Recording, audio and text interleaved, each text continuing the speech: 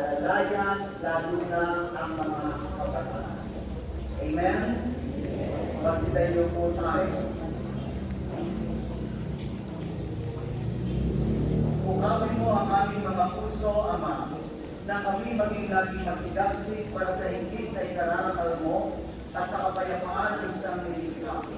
Kung puso kami mag-iibig, Ama, bigyan mo ang aming panalangin.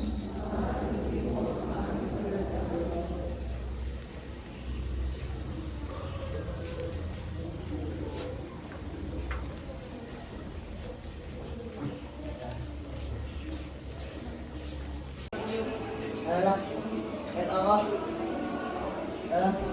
Ano yung focus tayo dito sa liga nandun? Di ba sa convict yun nandun?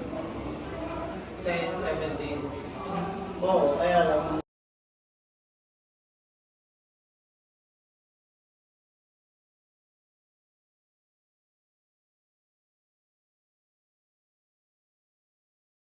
Pag meron tayong hindi na namamaganda sa mga post niya, ako ginagawa ko yun.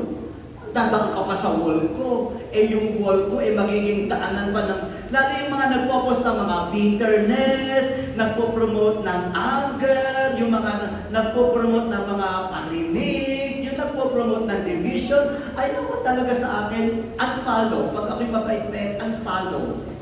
Why? Because the person is not really a true friend of ours. Because if they are really friends, if we are really friends, they will be sensitive or conscious in terms of relating with us. Ingatan, kasi baka ma-apply natin yan sa Diyos. Na mayroon tayong hindi nagustuhan sa Diyos, delete. Meron tayong hindi nagustuhan, may nangyari hindi natin pabor sa atin, cancel. Hindi na ako sisimba, hindi na ako magdadasal, kasi may mga bagay na hindi ko nagustuhan. Ingatan, that ship friendship might be applied to our relationship with God. Tandaan, He is not just a human being. He is our God, the owner of heaven. Amen. Amen. Ngayon, paano natin, di ba, nadating naman talaga sa panahon na parang nanghihina ka, ano ba naman yan, nakakadip